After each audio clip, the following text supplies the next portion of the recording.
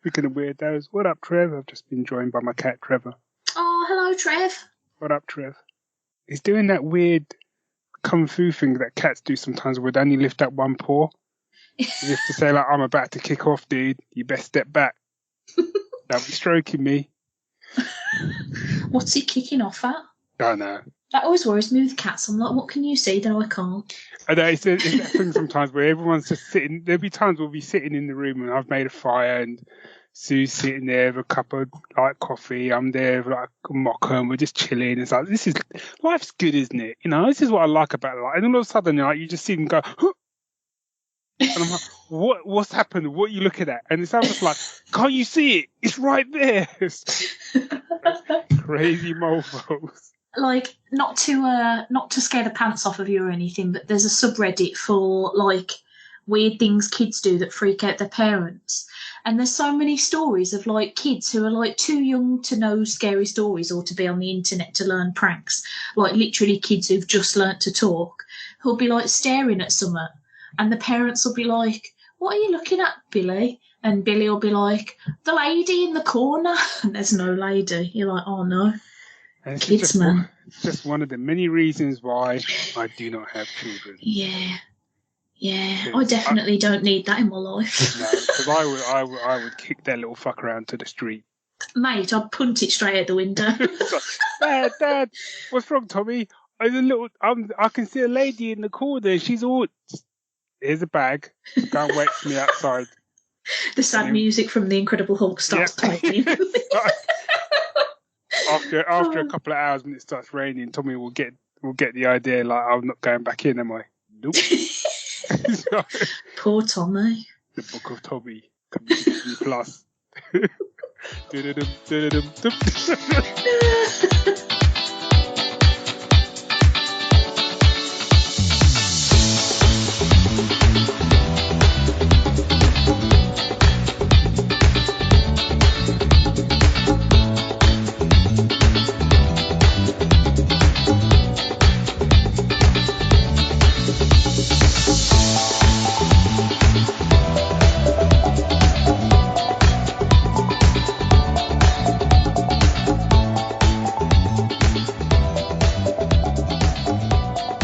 Stace Barry, it's the morning. They're coming at you with their geeky news and a cup of tea and some bacon sandwiches. Not for you though, because this is virtual. Morning, everyone. Welcome to Stace and Barry in the Morning, Season 3, Episode 18.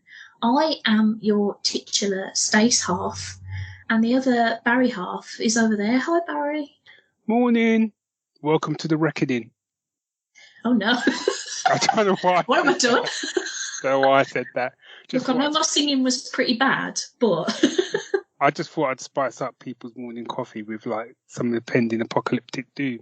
Not that we need it, given the past couple of years, but I thought, hey, winning Rome. I was just going to say, today's news... I mean, not today, because today's obviously definitely Saturday. Yes. But this week's news has been particularly less shit, as the French would say, I think. So, I thought you said less shit. I was like, really? Yeah. No, not less shit, like the. Oh, okay. I was about to say, absolute I beg super pants. Yeah, if I was going, do you know what, this week hasn't been so bad, I think it would be a pretty sure sign that I've not been paying attention to the world at large. Yeah. Which reminds me, for the next half hour, shall we not pay attention to the world at large and just talk about fun things? Yeah, let's come closer to the oasis of geeking people. Drink your fill. Yeah. Except for you, slurp it on down. See, now you're going to have to edit this so that you're keeping the pre-episode discussion of us having kids and punting them out of windows. Yeah. Otherwise, people will be like, who the fuck is Tommy? Yeah, What's great. happening? And then I'll basically keep in the bit where I say if I had a child who saw a ghost, I would kick said child out onto the street. Yeah, that's going to make me sound like a right dad of the year, even though I'm not a dad. But I was going to say, I think it makes you sound better because you're sensible enough to know that you shouldn't have kids. That's true. Many people who shouldn't have kids have them regardless and then are terrible at it. So at least you're being a sensible man. I'm ahead of the curve. Yeah. Which is a change for me. Should we do a little old segment? Trumpets, woman.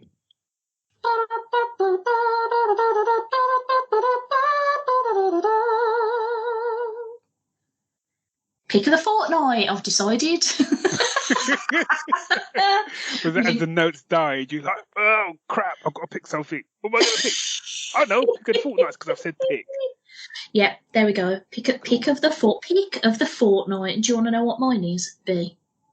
I do, because otherwise we're not really going to go any further in this podcast. It'd be a pretty terrible episode if I'm like, no, So I haven't done anything. Leave me alone. No, I watched the first 3 episodes of a new little old TV show called The Afterparty. Have you done a watch of this with your eyeballs? I haven't even heard of it. Oh, okay. Well, it's created by Christopher Miller of Lord and Miller. So that probably already gives you a bit of a hint at the sort of level of why haven't I got any words? Jesus Christ. The name sounds familiar, but what have they done? That's a better way. Like Lego movies and stuff. Oh, okay. Mm-hmm. So this is an Apple TV show that they've released the first 3 episodes of. Oh, go on. Is it it's only because I've just got a 3-month subscription to Apple and I haven't, although I hate it because I can't get it to work on my TV at the moment, but that's by the by. On my phone, I got it to work and I saw some shows that popped up and I saw one of the shows was something about a murder mystery or something.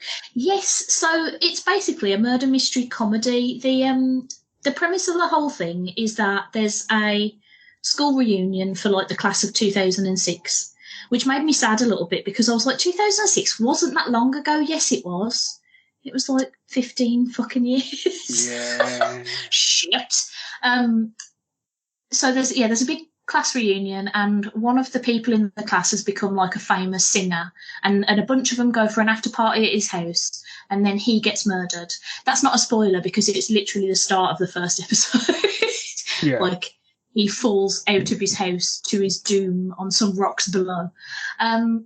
And the whole series is trying to figure out which one of the people at the after party has done the murder. Right. So everybody's got motive and everybody's got like a means to have killed him. And so the show is like, the way they've set it up is so that each episode is like one person's version of what happened that day. So they're all telling their own like version of like showing up at the reunion and who they interacted with there and then what they did at the after party. And what I really liked about it, because I didn't really know what to expect because I don't really know like Lord and Miller outside of like the Lego movies, and obviously this is, you know, real people and not a movie. Yeah. So it's quite different. But the reason I really wanted to watch it is because it's got Ben Schwartz and Sam Richardson and Jamie Demetria in it. Three of the funniest people in the world right now, I think, personally. And what's great about it is because each episode is told from the point of view of a different character, it's all like a different sort of what's the word I'm looking for? Like genre almost. So like episode 3 I particularly loved because that was the Ben Schwartz episode. His character's called Jasper and his whole like story is that he really wanted the guy who died to bless his track because he wants to kick off his own musical career. So his episode is a comedy musical. It's wonderful. Okay. So there's loads of like music video bits and it's all just very funny. But there's another episode where like one of them is following Ike Barinholtz's character and he's a bit more like, so he's a bit of a shit like divorced dad, but in his own head he's like somebody from like fucking Fast and the Furious. So like his story is much more like a sort of action like an action movie type style. So like the direction's really different and the script is really different. So I've been really enjoying it from that point of view because every episode is just like, what are we going to get? So yeah, I definitely recommend it. I mean, there's only been 3 episodes so far, so it could, you know, spectacularly fall off a cliff for all I know. But I mean, it's very funny and very cleverly done. And I think it's a really fun idea, like this sort of like murder mystery. The Sam Richardson character is really interesting because, well, I say interesting, I mean daft, because he plays somebody who creates escape rooms, and he's the main suspect. So he's trying to use his escape room skills to figure out who the actual murderer is before the police do, so that he can like clear his own name. So he's got like this whole nonsense side plot. I'm going to stop you there to say no more. Okay, watch it. Yeah, it's good. It really made me laugh anyway. Did you ever watch is it called Only Murders in the Building? Do you know what? No, I haven't, but I've heard really good things about it. Because listening to you talk, that's what it reminded me of, because I love that show. Yeah. I'll have to give that a whirl then. Yeah, that's on that's with Steve Martin, Martin Shaw, and I can't remember, Selena Gomez, I think. Yeah. Yeah, and I really inventive, really funny, and just a nice murder mystery. It wasn't grim and gritty, and sometimes that's kind of what you want, really. Yeah, well, I think that's what I've been enjoying about this, because funnily enough, before we started watching it, me and Rich were a bit sort of like, oh, you know, there's loads of people in it we like, but like Dave Franco's in it, and for some reason, Dave Franco's one of these people that me and Rich have got a bit of an irrational hatred for. Like, there's no real reason for it, but it's just like, oh, he's in this. But he's the one who dies, so he's in it very minimally. Like, he just crops up occasionally in the flashbacks for like 30 seconds and then he's gone. So, like, yeah. It caters to my needs pretty brilliantly, to be fair. So, yeah, The Afterparty. Cool. Give it a watch. Good recommendation. So, my recommendation is quite specific. The reason being that I recorded an episode of Geek Syndicate with Dave earlier this week, and we talked about the Book of Boba Fett. Yeah. Have you been watching it? I have, but I haven't seen. I haven't seen this week's yet. To be honest, I hadn't seen any episodes until this week. Okay. So, and I was getting a lot of kind of mixed message, reviews and from people and stuff like that. So I was kind of like, oh, I'll get around to it, but there's just so much other stuff I had going on and stuff. Anyway, I decided to try it this week, and I watched the first episode. And I was like, yeah, it was all right. It didn't necessarily blow me away, but I thought, it was all right. Now, I then watched episode 2 today, and straight away I'm like, that's my pick. Yeah. That's my pick, easily. I'm not even going to bother telling you what my original pick was going to be, because it doesn't matter. It's gone. It's dust. Binned. It's been stomped on by Tusken Raiders. I honestly don't. Although, to be fair, I've now started watching episode 3, and I kind of can see why some people are a little bit not sure. Yeah. But it doesn't matter. That doesn't matter. Episode 2, I thought was awesome. Mm-hmm. That was just proper. And again, what I think I love about the show, in the same way that I love The Mandalorian, is the production values. The way it feels like you could have literally finished watching Return of the Jedi and then put this on, and effects wise, well, it's not even effects, it's just sand. But it's real sand. It's not like loads. I mean, I'm sure they've done some technical wizardry, but it's not overdone. Unfortunately, some of the stuff to do in the next episode, I feel kind of cheapens it a little bit from that perspective. London street kids, what the fuck? That episode I thought was brilliant. What I'm finding is, I was talking today, what I'm finding is I'm much more drawn to the flashbacks. Yeah. And also the music. Yeah. Oh, mate. Mate, what episode have you seen up to? So is it just 3? I'm halfway through episode 4. Okay, I won't say what I was about to say then. It was to do with the score, but in itself it would be a spoiler. So. Oh, okay, fair enough. Let's just say later on, some things will happen with the score, and I'm pretty sure you will also go, chef's kiss. Okay, but Ludwig, and I think someone else is helping him with the score on this one. Yeah, I think so too, but I can't remember his name. Which knocking it out of the park. And I didn't think, because when you watch The Mandalorian and then, you get that, the Mandalorian theme is just awesome.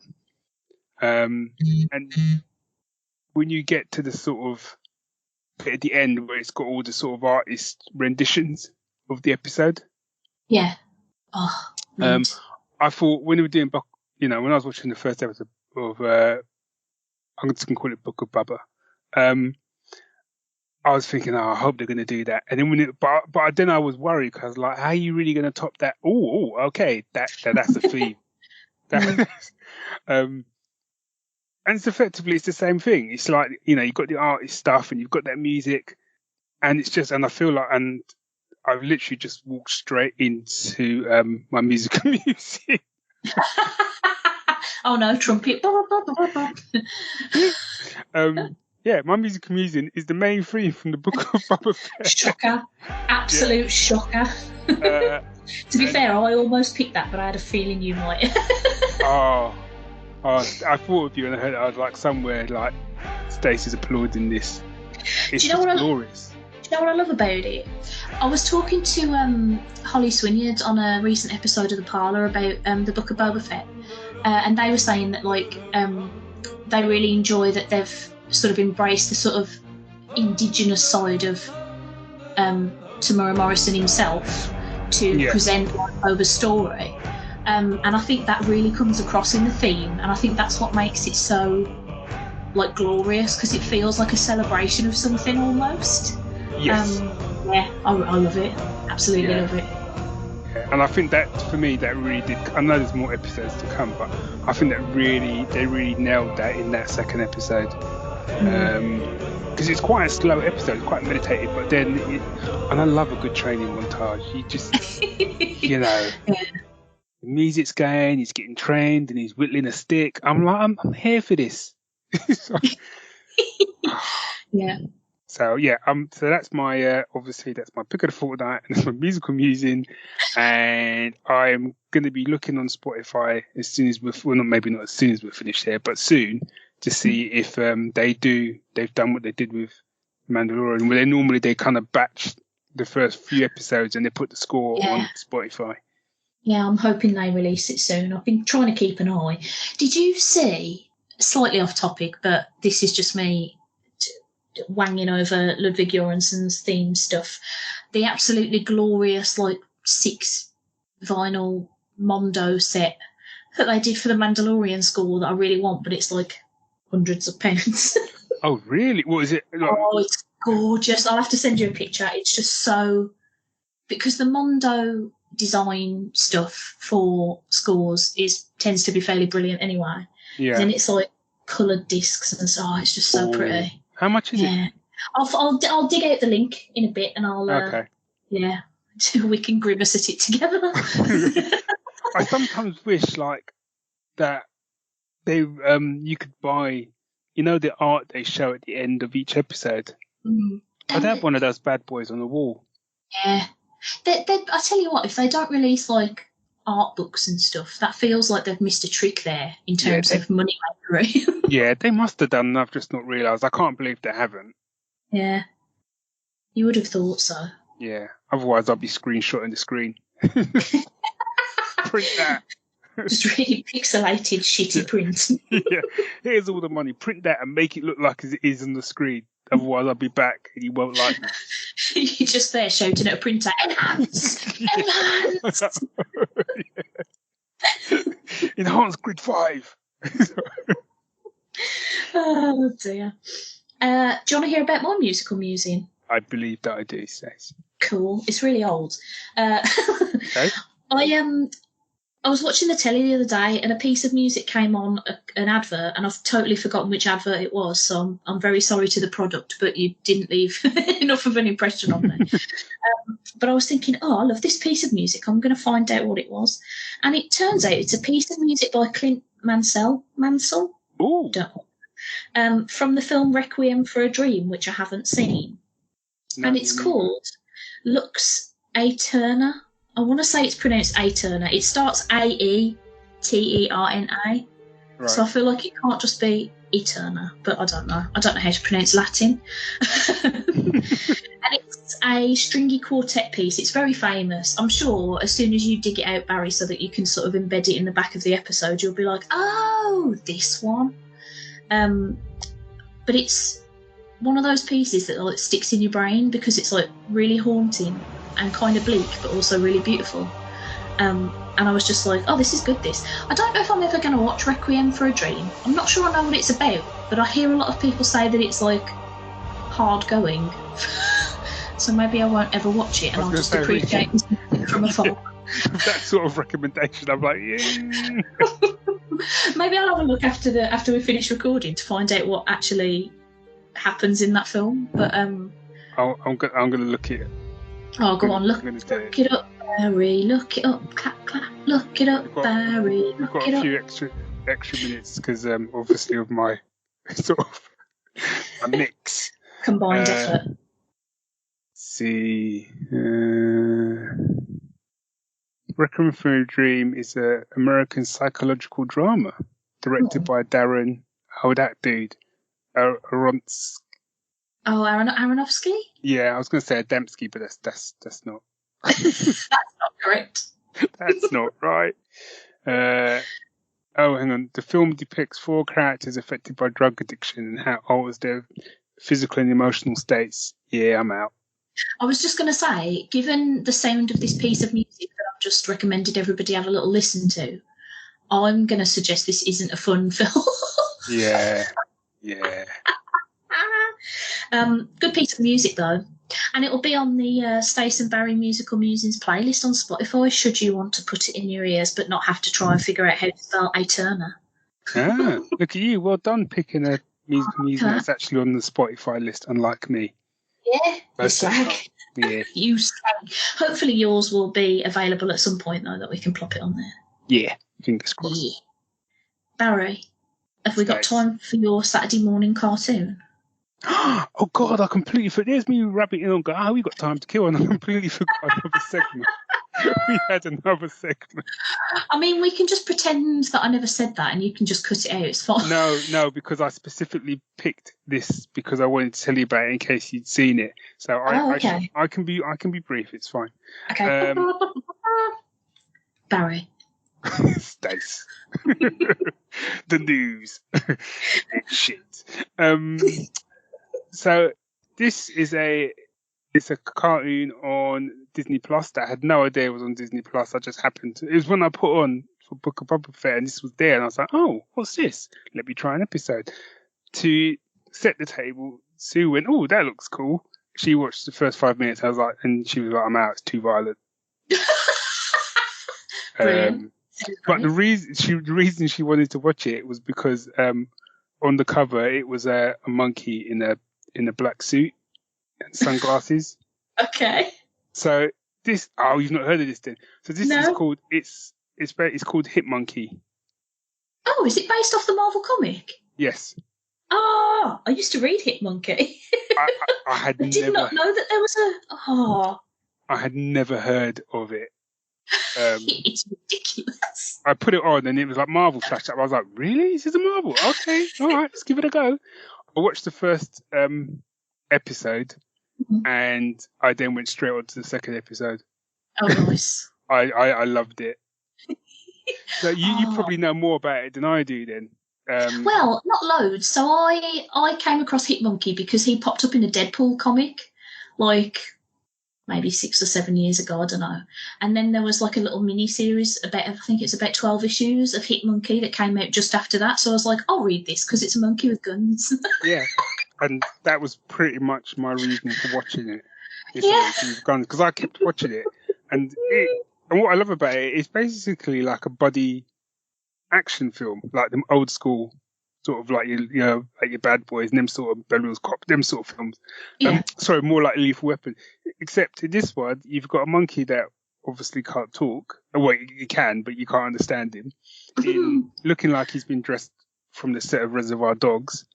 Who is very adept with firearms and assorted weaponry. And he's partnered up with the ghost of a hitman. He was just proper wisecracking every fight. He's just a wisecracking hitman. Oh, brilliant. And he's trying to. I don't want to say too much more, but obviously they're both on a revenge mission together. And yeah, what I've seen of it so far is quality. I really enjoyed it. Oh, nice. Some people get proper hurt in this show, though. I mean, yeah. There's some where you just think, well, yeah, that she's not getting up again. Yeah, that's pretty much how the comic was. Yeah. It was like, oh, ooh. And the way they do the monkey, where he's just kind of like having a go, but you can't understand what he's saying, but you can just tell in the look that he's just pissed off with the other guy. He just won't shut up. And because he's dead, I think they're sort of linked, so he can't leave the monkey, if that makes sense. Wherever the monkey goes, he goes. Yeah. So yeah. Nice. So it's, as I said, I've watched 2 episodes. I've really enjoyed it. It's just fun. It looks like I think it's 10 episodes. So that's Marvel's hit, and George Takei does one of the voices. Oh, nice. Not of the main two.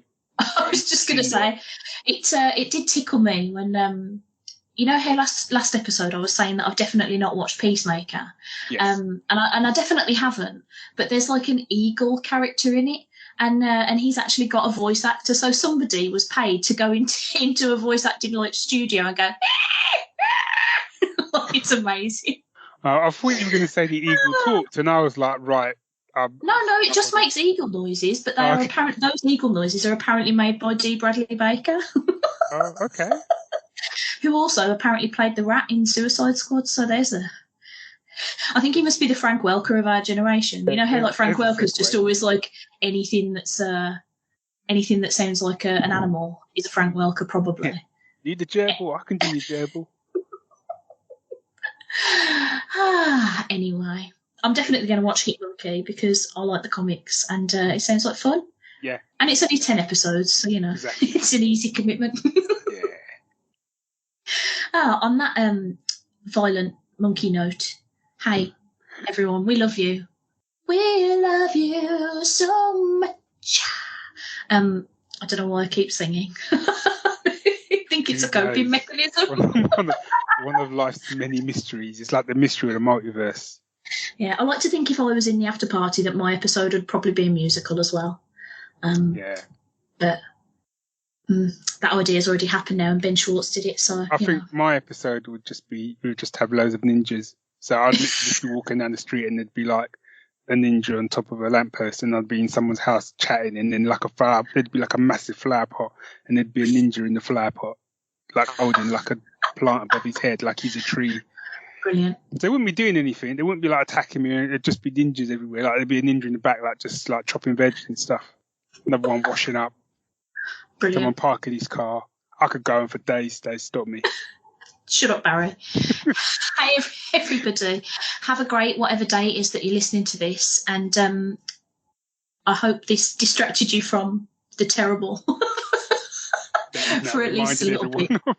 I'm sorry. Just remember that good stuff does exist, like me and Barry and this podcast and chocolate and Hitmonkey and music and other things. Drop us an email if you want to at staceandbarry@gmail.com, or come and tweet with us at Geek Syndicate and at Stacey's Parlour.